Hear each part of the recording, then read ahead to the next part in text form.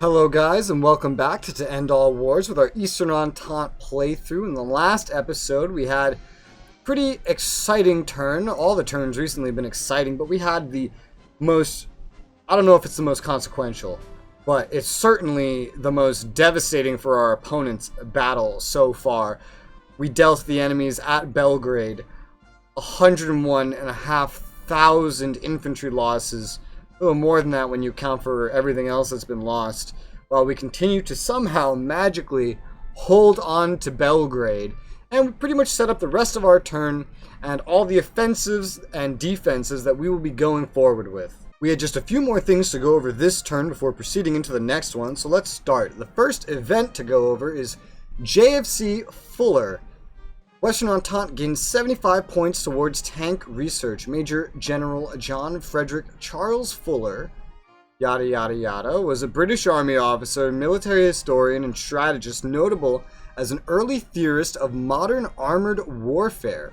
He planned the tank attack at Cambrai in 1917, the tank operations for the autumn offensives of 1918. So the Western Entente used this, and their tank research went up by 75 points. Right now, it looks like all of our tank researches are still level 1, so none of us can make any new tanks. I know the Central Powers at least already has tanks, but looks like in progress to unlocking the next step of tank research, where you can actually make your own tanks at will, the Western Entente is definitely leading the way, as we can see here, with 50%. We and the Central Powers are at 30%. Let's take a look at the other researches while we're over here. We're doing better in chemical warfare research than everyone, being 10% ahead of each other side. In terms of airplane research, Western Entente is lagging behind. Central Powers in number 1, we're in number 2. Everyone is tied on infantry research, by the looks of it. Yeah, in RD research, Central Powers leaps and bounds ahead at 70%. We have 30%, and Western Entente has 20%. So we are doing pretty average, all in all. We seem to do better in chemical warfare, of all things, which is not very useful in this game. Our Western Entente allies are doing best in tank research, better than anybody. And the Central Powers are leading in artillery and aviation. Very interesting. Take a look at the next message. The infamous spy Mata Hari has been discovered, brought before a military tribunal, and executed for treasonous activity. I think this belonged to the Central Powers, so that she was caught is, I guess, a good thing. And the Rif War. Throughout the 19th and early 20th century, the Berbers of North Africa proved rebellious to the Spanish and French holdings in Morocco. This event will allow you to fund Berber rebels in an uprising against French rule. So this is a Central Powers event. They just had to wait till early August to be able to activate this, and so they did. The Rif War uprising begins in Morocco. Troops will be required to suppress the rebellion. So that means if we look down in Morocco, yep, we have another uprising. So a lot of the African colonies are getting hit by these uprisings funded by the Central Powers. That's real interesting. We don't really have any events. We haven't really had many to do, but we very, very soon should be getting access to one. Here, let me see if I can pull it up. I believe we soon will get the ability to do this one, the Promises to Romania. Now, it's good because it will move Romania 20% towards the Entente, which it kind of needs because right now the Central Powers are slowly getting more and more influence over Romania, and having a historical situation with Romania would be better than not. However, if we do this, Austria-Hungary gains 25% alignment bonus, keeping them in the war for far longer. And the Centrals gain another 5 national morale, which could certainly hurt. We can't do it yet, so we don't have to make that decision really just yet. But that's all the events, so we're going to hit next turn and hope that everything goes according to plan. Alright, so we have our first battle of the day, another battle at Königsberg. I zoomed out too far to really see what's happening because I'm dumb. And I'm not going to zoom in because I could crash my game and make me have to load this replay all over again, so let's just take a little peek. So, already he wants to... Oh, forward machine gun emplacements. Really? Really? Huh. Interesting. Okay. If you say so. We overwhelmed the enemy vastly with our infantry power. Well, really with everything. Our combat power is way above the enemy's.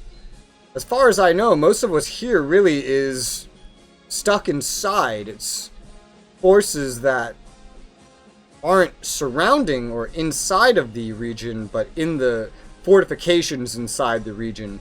I don't know if someone came over here or if someone tried to leave, but we do have a battle of some sort here. I wish it told me who started it, you know? But here we go. We have a battle starting.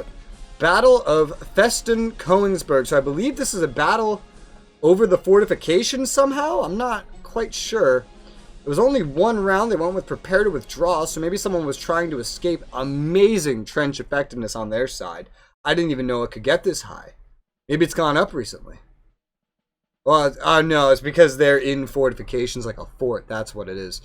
But we lost only 666 men, 235 cav, 6 guns. They lost 30 guns, 1,138 cav. That's most of their cav.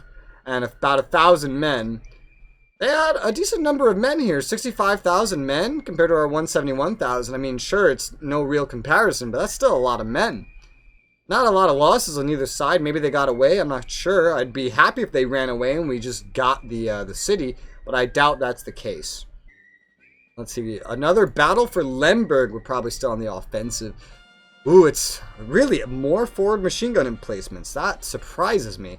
They've never wanted to do that so much before. Battle of Lemberg. This is the Austrian stronghold of the northeast and our continued assault on it. The sides look just about the same as they did before, but a much different battle plan at the behest of my general. Let's hope it works out. Oh my. Russian victory. At the very least, we scored another victory.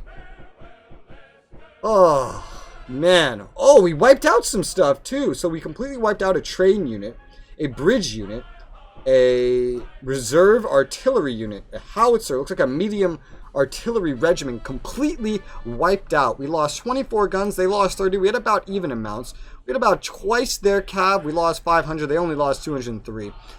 We had about 70,000 more men than them. 250,000 men between the stationed army group and the reinforcements from one region over. We'd have even more men if I didn't have to keep an eye on Rava Ruska as well. But we lost almost 27,000 men. They lost 36,500 men. So these are good results. And, you know, even the game agrees. Russian victory. We got a nice strategic victory here. They tried to go with a defend escape route. So they were trying to withdraw. Very interesting. Both plans failed either way because I guess both of our generals just sucked. Here we have another battle at Kielce.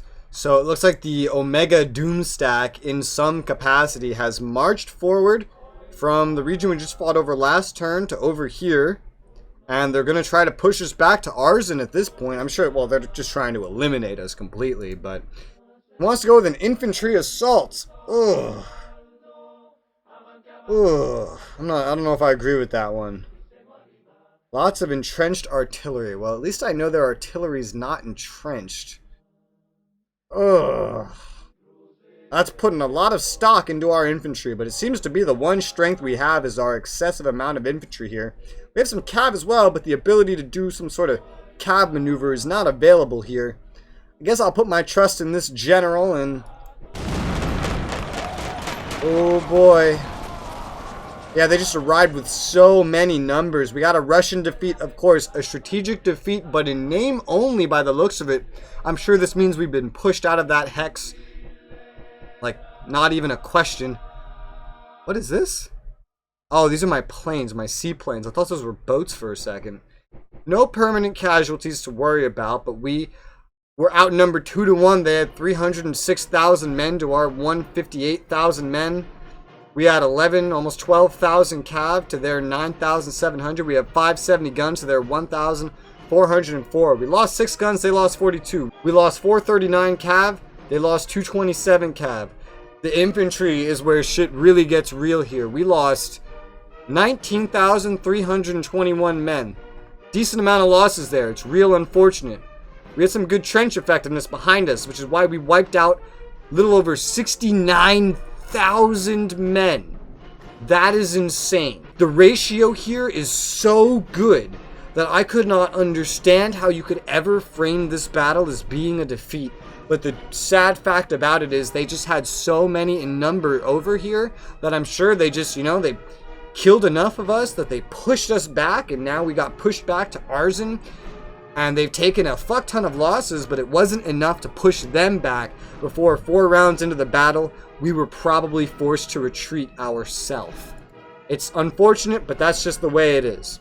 Amazing battle results, all in all, I'd say, though, and insane casualties for our enemies to try to deal with. It's really impressive that they are dealing with it, because they're not even just dealing with the casualties we're giving them. The Western Entente has been giving them casualties as well. How the Central Powers manages to split all their forces between 2 fronts like this, I will never understand. I know population's a factor, especially when you take into account like Austria-Hungary. Big nation. Germany as well was pretty fucking large at this time. The Ottomans more of a meh factor. Throw in Bulgaria as well, I'm certain that helps them. Alright, well, we did have our major army. This army is so large compared to most of our armies. I knew I had to put it to work. I took this army and we marched on Konglomerat. By the looks of it, they marched some things into the area as well. Actually, no, we didn't march to Konglomerat. We marched to a region right next to Konglomerat. We left some troops behind in Konglomerat. So what is this situation? I wish I could zoom in and see a little better right now what the situation actually is. But it's a Russian victory. We had 203,000 men, of which we lost about 5,000 against 86, almost 87,000 men, who lost 22,500. We also lost 32 cav and 6 guns. Not really many massive amounts. We were decently entrenched, more than our opponents. I'd love to zoom in right now and see what that actually looks like, because we were on our way to Stanislav. That's what it is. It's called Stanislav. And I'd love to see exactly how that battle happened. I guess the only way that could have happened is they would have had to march on Konglomerat, which they did. We arrived in Stanislav, and it looks like we took it over. They must have had nothing here or surrendered, and an enemy force, a large enemy force, marched on Konglomerat, and we successfully defended it. Alright, so I've gone ahead and I've set up this turn. It's another eventful turn. This whole war is becoming more and more eventful by the day. It looks like a fucking mess. I'm reshuffling some troops around to make a little more optimized builds where it's convenient to do so. We have set up our depot over here in Lotsen. We have a depot now. It's already doing a great job at pulling supplies and munitions forward. I'm splitting up a lot of the units of this army group to the surrounding locations to gain full control over them, and just to, at least military control in a majority sense, so that we can kind of cut off the enemy supplies and stop them from moving around. Like they got this guy moving around right here. Just kind of stop enemy movements in this little bubble here while I wait for other supply units to get made before I move this army group any further. This one, my HQ one, is just going to sit where it is. There's some enemy ships here for sure. I can see some enemy ships. We're just going to sit out here doing what we've been doing, stay on the offensive, intercept anyone that tries to go anywhere. We're having some supply issues though, let me tell you. And hopefully continue to drain away at this siege. Hopefully get a hole in the fort if possible. We have an engineer, so we have a boosted bonus for getting stuff like that, I'm pretty sure. Or maybe push one turn closer to a surrender. Either way, eventually, whether it falls or not, I can eventually get another army group nearby and we can brute force it. Try to just assault right through the fucking fortifications if necessary. Pretty much everything over here is going according to plan. We have a nice little supplied wall the enemy would have to break through in order to get anywhere. Oh, by the way, by going here to control these locations, we would actually have 2 army corps in range to support anything that happens over here. That's another benefit to this little plan of making this little wall of military control as I'm planning it. But since we have taken Lotsen, I no longer need to really cut the rail line, so I'm going to pull back from Allenstein, which they'll likely just try to take back. I wouldn't be surprised. And we're going to pull back on the rail line to Poltus. It's going to take us 18 days since Allenstein's rail line doesn't connect to the next location, Miawas, well, however you say it. rail line. Reason I'm coming back here is a need for supplies, number one, and number two, there's an army corps here causing some problems that I want to intercept before it causes anything too bad, like taking over the fort. It's not a very well defended fort. Maybe deal with some of the other smaller groups that are running around behind our lines, maybe do some damage.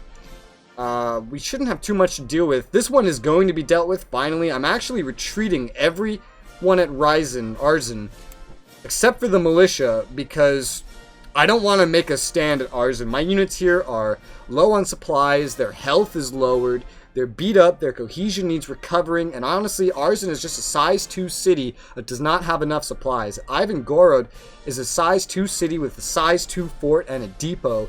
That's a lot better for actually keeping my units defended. I mean, the fort, you know, I usually don't hide in the forts, but maybe I should, right?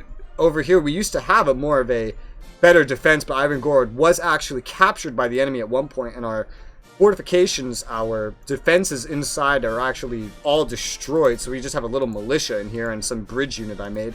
So this group is retreating back to Ivangorod. We're going to hopefully take care of this little asshole. I should put someone on the offense to ensure that we engage him. Alright, I'm putting one of my better cohesion, yet overall weaker units on the offense, so when we arrive, we just maybe blitz this guy or make him retreat. He'll probably just retreat, but, you know, we're gonna go here where we'll be far more supply. There's a whole bunch of supply and some ammo over there as we speak, and then hopefully we will be able to recuperate before the enemy advances from Kielce, because I assume they're going to besiege Kielce until they take it, wipe out the militia there. Same with Arzen, which buys us some time. And that's the whole point of these militias, is to buy time. It may not look pretty number-wise, but it's definitely good at buying time. Worst comes to worst, they won't actually even push on Ivangorod. They'll just head northwest, meeting up with this split-in-half army group that's been defending Western Poland this whole time single-handedly. I'm hoping this army group here, when it retreats and is dealing with anything back here, can come to the assistance of anywhere that needs it. Hopefully it won't be needed up here now that things in Eastern Prussia are actually going more according to plan. I seem to have gone over on my rail line capacity here. I wonder if I can fix that. Okay, so I fixed it. The only way I could really think to fix it without interrupting anything important I'm doing is by putting this whole little army group here on walking instead of moving by rail. But that's honestly fine, because it's going to take them 17 days just to walk up to Malawa. And that's the first point at which they can even use the rail line. And this means that they wouldn't even use the rail line this turn, whether I had them set to it or not. And I'd like to have my maximum transport capacity, because I'm having supply issues in some places, and I know it could definitely be handy to have that going on. So we're gonna just have them walking for now. They don't need to be on the rails, it's okay. And now, oh god, it's some hectic fucking shit to look at right now, but I've actually captured a few things this turn I want to point out. Over here at Lemberg, with that successful battle, I captured some supply wagons, another heavy artillery regiment, and some pontoon bridges. So I put the heavy artillery regiment in with this main army at Lemberg. I'm also going to move the other heavy artillery regiment I captured. I'm going to move them over here to this army group that is assisting the siege at Lemberg as well, since they're also not really moving. I'm going to have to play a little tactically, because these heavy artillery are really weird to work with, but they should certainly come in handy for such an important siege. At least, that's what I'm hoping. And so we got a nice little boost there.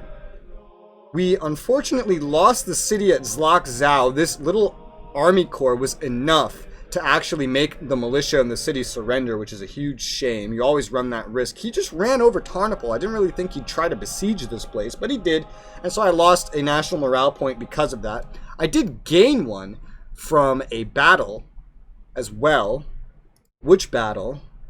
It was the battle over Lemberg, the one where we captured those units. So there you go. So we did lose one overall because of the war weariness, but it could have been worse, could have been better. Oh well. I'm moving some militia around now that I've captured Stanislaw and some other stuff. More pontoon bridges finishing, more cavalry finishing that I'm throwing into position, buffing up my armies at least a little bit. One more cavalry into army groups isn't the biggest buff, but hey, it's a buff, and I need any kind of strengthening up that I can get. trying to end up with a little bit of money, so I canceled any other militia I was building, because I still don't know how money works with the automated replacements. I like having some left over, though. I don't know if they require money that's left over, if they just take money before your turn even starts, or if the money isn't even used, and then it just comes in at a penalized rate. I don't fucking know how it works. The manual is not at all helpful, and I have read it. I have read it. Trust me, I have read it. Over at Stanislaw, we're going to stay pretty defensive.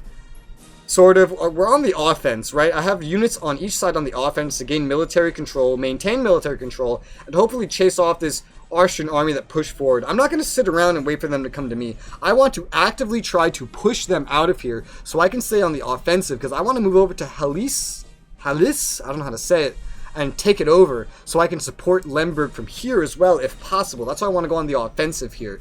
And so that's what I'm going to try to do. Hopefully it works out. Hopefully they don't just, distract me to the point where I can't do anything, but that's probably what's going to happen. Our siege at Lemberg is, of course, continuing, staying on the offensive to maintain my control around Lemberg as well. This is going to be a long siege. I don't think we put a hole in the fortifications. I can't fucking see where the goddamn siege icon is. Problem is, it's on the city. But I can't see the city because there's an enemy army sitting on top of it. But I'm pretty sure that there are no holes in the fortifications, because I'm pretty sure I would have seen a notification about that. I just double checked, and yeah, there's no messages about that. So we're just going to stay besieging. Hopefully they surrender. Hopefully we get a hole in the wall. I don't know. It's only a size 1 fort, so I only really need one hole in the wall in order to function. And now we have heavy artillery here, and even more incoming. They'll arrive before the end of the turn. I guess they won't really matter overall because they're not in the region, but I don't know. I'm just hoping this shit speeds up, potentially. I would like to capture Lemberg as well by the end of 1915 if possible. Eventually, though, the units in here would run out of supply, whether I get a hole in the wall or not.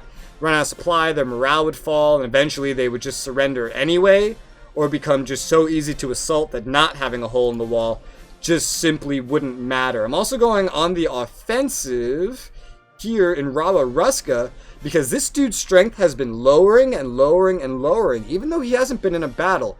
Meaning he's either been leaving with some of his troops have been involved in battles nearby, and just been taking too many hits, or his overall just supplies have run out. I don't know. Something's happening here that's weakening him, so I'm going to take advantage of it, go on the offensive. I forgot if I mentioned this already, but I'm also sending a unit from this army group I've been using as kind of a support over to Zlagzau, which will be reinforced by the whole siege at Lemberg and the units over at wherever this is, and they will try to arrive and just generally retake Zlagzau if possible when we put them on the offensive.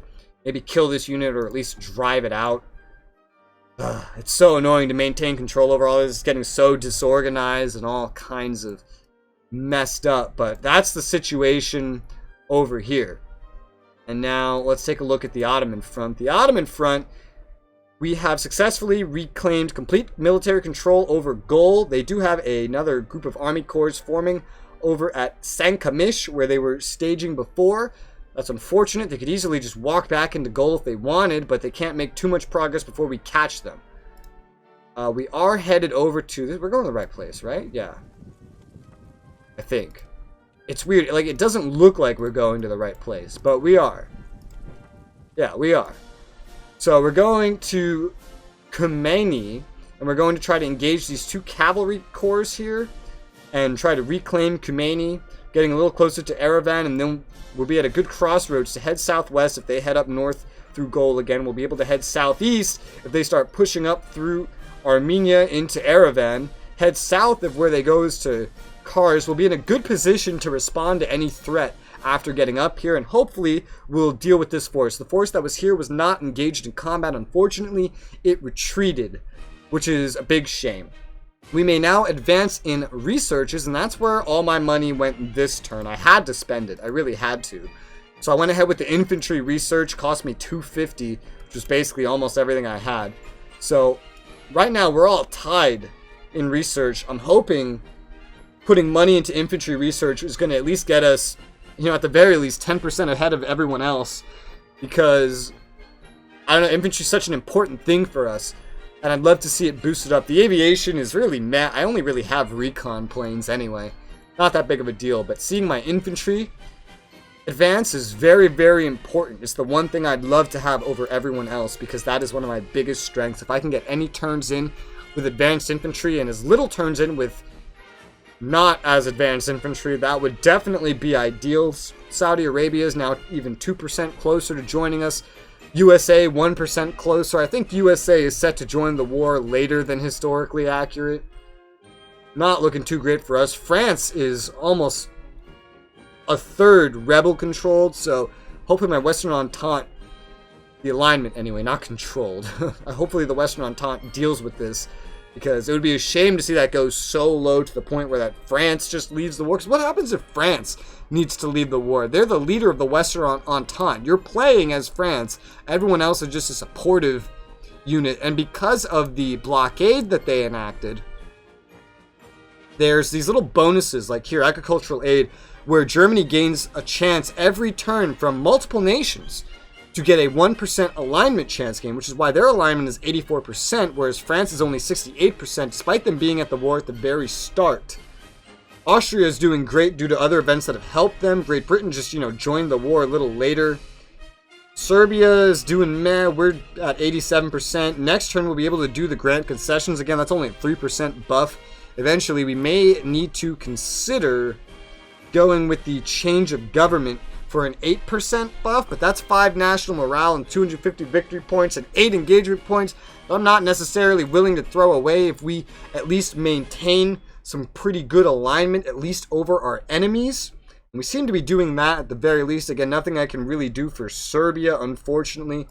And then the Western Entente just keeps gaining more and more nations, and they have their own little thing going on. Alignment shouldn't be a big deal until around 1917, I imagine, towards the end of the war. Hopefully, I mean, yeah, even especially for France, at the way it's looking for France. Hopefully they get some events that boost how that's going for them. That would be definitely nice. Let's take a look over at France and see how they're doing. So they've actually retaken Briey this turn, the city and the countryside.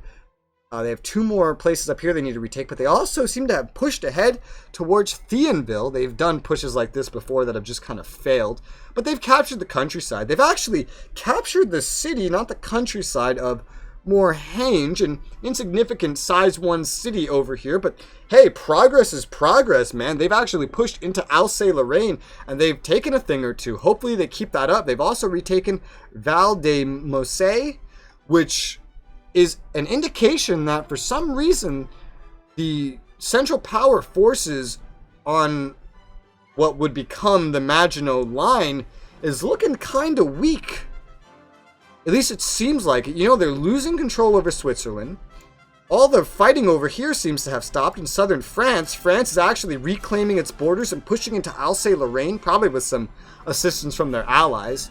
Italy is still pushing in, besieging, and cutting rail lines. I don't know what the hell they're doing. Austria has actually... I'm saying Austria, I'm saying Germany, but I don't know who's actually there. The AI has a real good nature of making coalitions, multinational coalitions, but the Central Powers have actually pushed into Italy now and taken the border city of Udine and a countryside of Oderzo. So that's interesting. So we have some back and forth fighting over here with Italy as well. Definitely a new front opening up. And I feel like I can feel already some troops shifting in that direction, mainly from Serbia. I feel like there's less Austrians than there were in Serbia, and there's certainly less Ottomans in Serbia as well. So the push on Serbia has actually died down a little bit. It's still ongoing. The Bulgarians have an overwhelming force. The Ottomans are still here and the Austrians are still pushing, but I feel like I can already notice the troops moving west to deal with Italy's introduction to the war. And if the Western Entente continues this momentum of pushing back that they have right now, we have a pretty good situation for us where hopefully the Central Powers will change their attention, that or at least their national morale will start to hurt because of gains by the Western Entente. and each battle will become easier and easier. Doesn't look like the Brits are really accomplishing anything anywhere else. The besieging continues at Konglomerat. There was some bombardments over here in Germany's China base, but Japan has done a pretty shitty job at actually doing anything. There's a French fleet in the Asian seas. Wonder what that's doing. Absolutely nothing. Oh no, for once there's something happening in Africa. Look at that. I believe this is in real life today, Namibia. At the time it was like Southwest South Africa is what they called it. Is now under siege by the Entente. I don't know where the troops came from, Portugal, the UK, or somewhere, but it came from somewhere, and now they're actually fighting for something in Africa. Good, good. Throw your men at it. Keep the fight fucking going, man. Let's check the objective screen. Western Entente has actually gained 3 morale. The Central Powers have actually held their morale. Pretty interesting. It looks like the Western Entente has lost over 200,000 men in the past turn alone. They had 177,000 lost men, or that's wrong, 1,777,000. But they have lost, as you see, over 200,000 men in this one turn alone. The Central Powers has lost about 300,000 men, I think. And that's between our fronts. I dare say the Central Powers always seems to get the better of the Western Entente every time I check this, but I can't confirm that without seeing the reports for the Western Entente. Man, I wish I could. That would be one neat thing about playing this game with players, is you can more easily get information like that. But the Central Powers have actually held on to their morale somehow. Certainly, I know they got one due to a surrender from my side. Their combat power has notably gone down, but so has the Western Entente combat power has notably gone down. That could be from us recruiting more cavalry. It could be from them actually losing stuff. In this instance, I'm going to say it's a pretty safe assumption that it's from them losing stuff on both sides. With the Western Entente losing this many men, they must be killing at least half of what they're losing, I'd like to hope, which is good because I believe the Western Entente is really the manpower capital of the war, especially later when the USA joins the war, I think. But we're a long way from the USA joining the war. We're not going to get any more reinforcements. We're pretty much have the battle lines drawn. We have the sides drawn. No one's going to really be joining on either side for a long time. Maybe Romania, and hopefully they join us. But even they're having problems because historically they're supposed to join us, but they keep leaning towards the Central Powers, and I don't currently have an event to even start to flip them towards our side. If I play it, I know the Western Entente will probably continue to try to get them, and eventually we will actually get them on our side.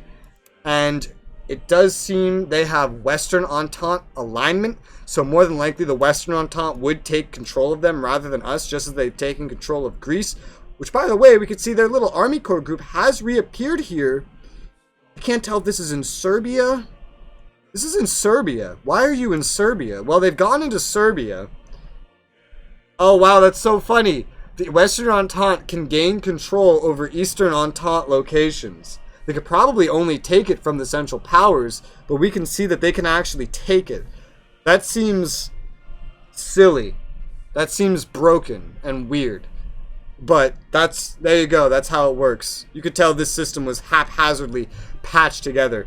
But the Greeks are, I guess, going on the offensive. Erideia is no longer under siege, so that's good. I don't know if I really pointed out much in Serbia, but there's not much to point out. Belgrade is pillaged, so the supplies aren't doing as good. We're defending it against an encroaching Austrian force. Not really a lot we can do here. We do have some reinforcements positioned now in between Zvornik and Belgrade.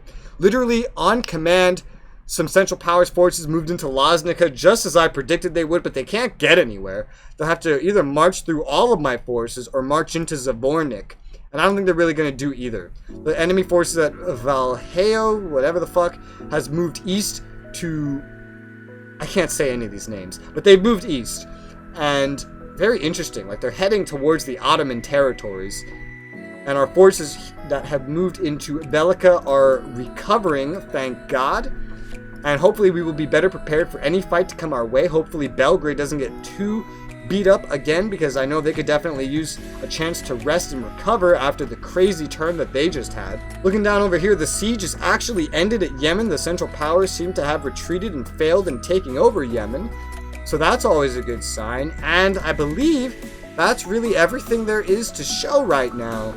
So we have a nice full episode. Let me know what you think in the comments below about how everything's going, and thank you very much for watching. I'll see you on the next one.